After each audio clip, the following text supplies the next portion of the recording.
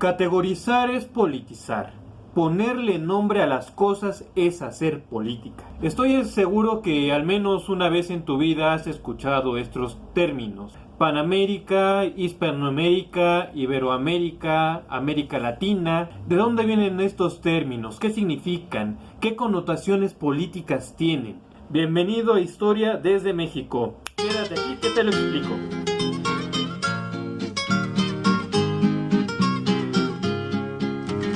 Yo que soy América. En un video pasado te expliqué que el continente americano puede ser visto de diferentes maneras.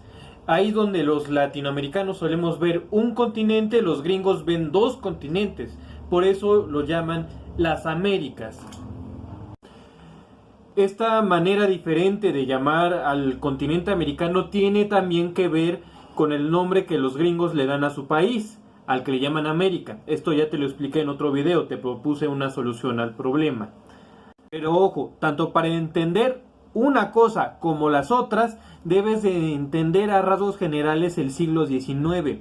En el siglo XIX surge el pensamiento positivista, una corriente científica, filosófica, que se enmarca y surge dentro de los imperios del siglo XIX. ¿Cuáles son esos imperios? Pues por ahí están España, Portugal, Países Bajos, potencias que en su momento fueron muy importantes, pero que ya van en declive y son potencias de segunda o tercera categoría. Italia y Alemania no cuentan porque se unificaron en la segunda mitad del siglo XIX. Es por eso que no tuvieron colonias o tuvieron muy poquitas y luego se las quitaron.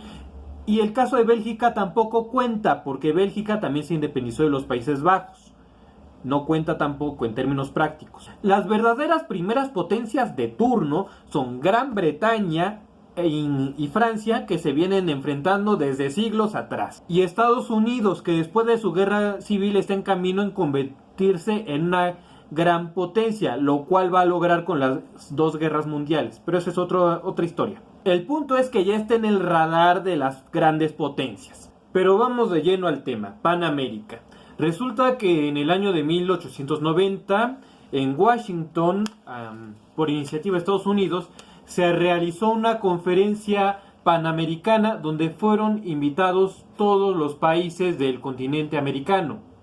Esta conferencia y las que se hicieron después forman parte de un movimiento diplomático, social y económico que proponía una visión integral del continente. Panamérica tiene dos raíces: América, que es el continente americano, y Pan, que en griego significa todos, o sea, todos América, todos somos americanos. Eso en esencia significa Panamérica y el panamericanismo. Pero como suele ocurrir con las cosas que vienen de Washington, la idea, la propuesta tenía truco. ¿Quién salía ganando con la idea de Panamérica? Pues evidentemente Estados Unidos, que después de su guerra civil comenzaba a ver más allá de sus fronteras. Años atrás ya había despedazado a México, en 1863 ya se había enfrentado con Japón, pero a partir de esa década en adelante va a comenzar a interesarse por extender su dominio hacia el exterior. De hecho, unos años después se hace con el control de Cuba en la mal llamada Guerra de Independencia Cubana, misma que tuvo como resultado que Cuba pasara de ser territorio español a territorio controlado por Estados Unidos. Paréntesis, hay un panamericanismo que hace énfasis en los países hispanos, pero ahorita lo que me interesa es centrarme en el panamericanismo gringo. Y para entenderlo debemos de entender la doctrina Monroe. La doctrina Monroe se resume en América para los americanos. Con esta doctrina política, los estadounidenses sostenían que ninguna potencia europea debía de agredir o intervenir en los asuntos de los países americanos, sean anglosajones o no. Lo cual puede sonar muy bonito, como si a Estados Unidos le interesara la soberanía de los países vecinos. Pero en la práctica y en la historia, la aplicación de la doctrina Monroe se resume en un postulado de Estados Unidos frente a las potencias de otros continentes. No se metan en América porque todo lo que esté entre Canadá y Argentina es mi zona exclusiva de influencia. Eso en la práctica es la doctrina Monroe. Entonces, en los hechos, América para los americanos significa América para los gringos.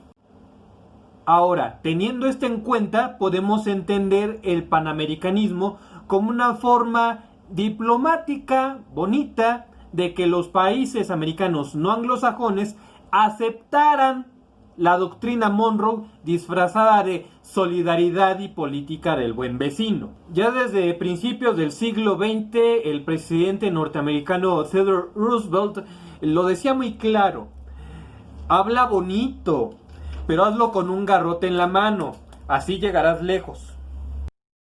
Ahora, si te quedan dudas sobre la actualidad de esa premisa de Roosevelt, solamente échate un viajecito por la Wikipedia.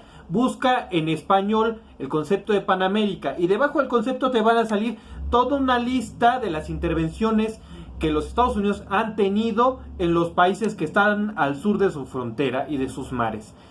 Y créeme, la lista se queda corta, no son todas las intervenciones de lejos.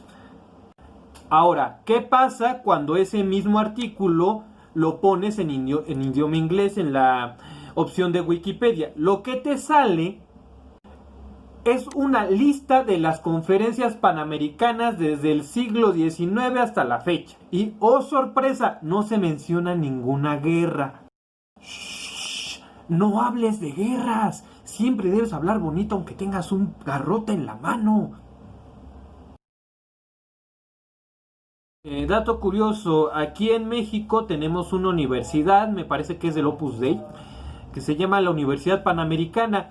Nuestro mal habido presidente Enrique Peña Nieto, quien por cierto plagió su tesis, es egresado de esta universidad. El panamericanismo es una maravilla si eres estadounidense, pero si eres una potencia rival en otro continente, o si eres un país americano de menor poder, puedes proponer o respaldar otra propuesta, otra categoría, para oponerte o diferenciarte del expansionismo estadounidense y de su esfera de influencia.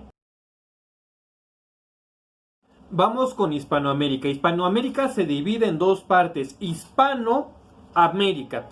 América, bueno, no requiere mayor explicación. Ahora, hispano viene de Hispania. Hispania es un nombre histórico de España.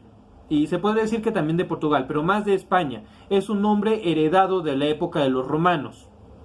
Hispanoamérica se puede entender de países americanos que antaño formaron parte del Imperio Español, que actualmente siguen usando el español como idioma predominante. Bien, ¿a quién favorece esta idea de Hispanoamérica? Evidentemente favorece a España, que en el siglo XIX todavía buscaba tener injerencia diplomática, económica y política en sus antiguos territorios. En el siglo XIX, España permitía la inversión de capitales españoles en Hispanoamérica y también participó de intervenciones armadas como la intervención tripartita en México en 1862 y la guerra hispano-sudamericana que se extendió entre 1865 al 66. Ahora, vamos con Iberoamérica. Iberoamérica es Hispanoamérica en términos prácticos, al cual se añade Brasil. En el siglo XIX, ¿cuál es la potencia del continente americano? Bueno, pues en el norte de Estados Unidos está creciendo. Y en el sur tenemos al Imperio de Brasil y a la República Argentina, que llegó a ser primera potencia mundial. País industrializado ya en el siglo XIX. Pero ojo, Iberoamérica toma importancia a partir de 1991. Porque a partir de ese año se celebra de manera bianual la Cumbre Iberoamericana, que integra a todos los países de América donde predomina el uso de español y el portugués.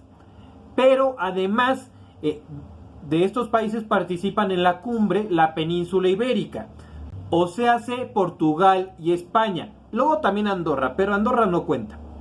Ahora, para entender esta cumbre iberoamericana hay que tener en cuenta que durante el siglo XX Portugal y España fueron vistos como los países pobres de Europa Occidental.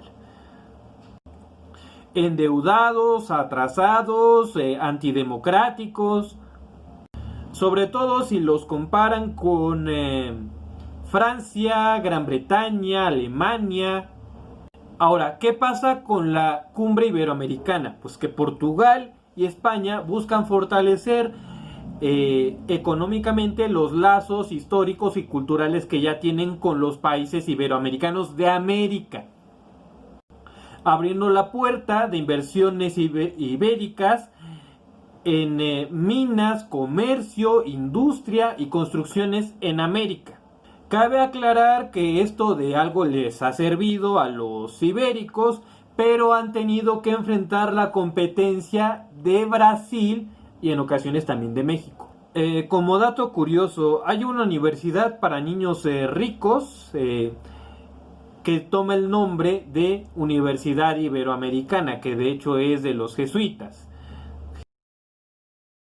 Ahora viene lo más interesante, pero tenemos que regresarnos un poquito. Desde lo que hoy llamamos Latinoamérica fue en su tiempo parte del Imperio Español. Ahora, el sentimiento de pertenencia al Imperio Español era la lealtad al rey de España y la lealtad al sumo pontífice de la Iglesia Católica, es decir, el Papa de Roma.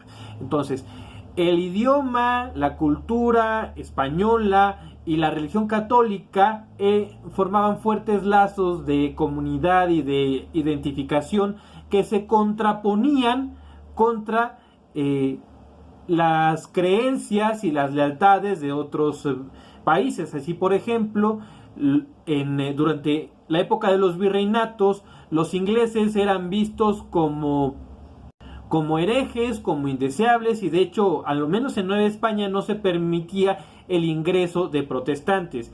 Obviamente, este sentimiento se extendió de los británicos a sus 13 colonias, que después serían los Estados Unidos. Ahora, cuando los virreinatos y capitanías que antaño habían sido españolas se independizaron y conformaron estados independientes, esta herencia pervivió y había la idea de formar una unión de países hermanos que se defendieran de las amenazas externas, ya se tratara de invasiones británicas o intentos españoles de reconquistar el continente. De hecho, Bolívar ya traía algo de esto en la cabeza. El dominicano Francisco Muñoz del Monte trabajó ya sobre la idea de una América Latina, y el colombiano José María Torres Caicedo hizo lo propio, siendo considerado como el primer hispanoamericano en tener conciencia histórica de una América Latina. Esto lo hace ya en 1856. Por el mismo año hay un chileno llamado Francisco Bilbao que publicó un poema donde hablaba de dos Américas, una América sajona y una América Latina. Esto lo hizo siguiendo la línea de Caicedo, pero también leyendo autores franceses como Félicité de Lamennais. Sin embargo, la popularidad del concepto de América Latina se lo debemos a un francés de particulares bigotes llamado Napoleón III, quien tomó la idea de América Latina de Michel Chevalier. Bueno, la idea de Chevalier se parecía a las ideas de otros contemporáneos, idea de que existía o que podía existir una América Latina, es decir, una América con países que hablaban idiomas derivados del latín, francés, español, portugués, opuesta a la América anglosajona, es decir, Estados Unidos y la Canadá británica. Entre paréntesis, ¿por qué anglosajona? Bueno, esto se debe a la herencia cultural de Gran Bretaña. Gran Bretaña, el núcleo de Gran Bretaña, su núcleo político es Inglaterra. Inglaterra viene de Angloterra, o sea, la tierra de los anglos. Los anglos eran una rama de las tribus germánicas que llegaron a invadir Europa durante la Edad Media. Ahora, ¿por qué? Así anglosajona. ¿Y por qué sajona? Bueno, pues es que los anglos estaban emparentados con otras tribus germánicas. Una de ellas eran los sajones. ¿Te suena Sajonia, Alemania? Bueno, pues vienen de ahí. Los sajones y los anglos están emparentados. Y de hecho, la actual familia británica, que son los Windsor, son en realidad de origen alemán. Su verdadero apellido no es Windsor, sino Hanover. Hanover o Hannover. Y resulta que Hannover es la capital de Sajonia en Alemania. Que en resumidas cuentas, los ingleses y los sajones son primos, son de origen bárbaro desde el punto de vista romano. En el siglo XIX el imperio francés trata de seguirle los pasos al imperio británico, que salió ganando después de que cayó Napoleón. Ahora, ¿cuál es el discurso que maneja Napoleón? Pues yo, Napoleón III, pues soy el protector de los latinos y del catolicismo. Tengo que expandir mis dominios, solamente tengo unas cuantas islitas repartidas por aquí y por allá, partecitas de África, pero necesito un filete más jugoso. Y oh, sorpresa, resulta que hay un país llamado Estados Unidos que es protestante y que puede llegar a ser un peligro para los demás, para los países del sur que hablan lenguas romances derivadas de latín, los países latinos. Entonces, ¿qué hacemos? Ya sé, bueno, vamos a crear un imperio latinoamericano que se pueda oponer a los Estados Unidos. La que sale ganando es Francia, desde luego, porque adquiere prestigio, adquiere recursos, adquiere mercados para sus productos industriales, materias primas, fuerza de trabajo, materiales y territorios para competir contra Gran Bretaña. Napoleón III toma esta idea de crear un imperio latino en América que se contraponga a la América anglosajona, que tenían fuertes nexos con Gran Bretaña, la principal competidora de Francia. Ahora, existía ya un imperio latino, bueno, el imperio de Brasil. El problema es que Brasil era socio comercial de Estados Unidos. Entonces, ¿qué hizo Francia? Bueno, pues con pretexto de cobrar una deuda, mandó a sus ejércitos a México en 1862 y estuvo ahí por 5 años, tratando de crear un segundo imperio mexicano encabezado por Maximiliano de Habsburgo, que de hecho era primo de Pedro II de Brasil. Mientras Francia trata de crear este imperio en México, los estadounidenses se están matando entre sí en su guerra civil. Y bueno, pues al final el segundo imperio mexicano de Maximiliano de Habsburgo terminó en fracaso. No obstante, la idea de una América Latina ha pervivido. ¿Por qué? Porque los mismos latinos, iberoamericanos, hispanoamericanos o francófonos próximos a Sudamérica se han identificado con este término de América Latina. Es decir, es un término con antecedentes americanos, no anglosajones, popularizado con los franceses, pero finalmente aceptado por los mismos latinos que se definen como tales. ¿Y por qué lo han hecho? Pues para distinguirse de estadounidenses y canadienses. ¿Y por qué querrían hacer algo así? Bueno, pues entenderás que es natural que un país poderoso como Estados Unidos, que impone dictaduras, derriba presidentes legítimos, saquea tus recursos, te invade, te mata, pues te genera cierto escozor, entonces te distancias de él. Y para decir, pues yo no soy como tú, yo soy algo distinto, no quiero tener que ver contigo, pues te pones un nombre diferente. Pero resulta que tú eres un país chiquitito o poco poderoso, ¿qué haces? Pues te identificas con los demás países que han pasado por lo mismo que tú. Entonces tenemos la idea de una América Latina, que de hecho el uso político de América Latina puede tener diferentes vertientes, desde un proteccionismo de nos defendemos entre latinos hasta una clara oposición y enfrentamiento contra Estados Unidos. Y entre eso hay muchos matices. Y de hecho los mismos gringos tienen más o menos una conciencia de este sentimiento de ser latinoamericano. Ahora, hablar de América Latina también genera problemas, genera dudas, pero no quiero aburrirte con el video. Haré un video especial solamente hablando de América Latina. Vamos a concluir. Hispanoamérica, Iberoamérica, Panamérica y América Latina no son lo mismo, aunque tengan semejanzas varios de estos términos.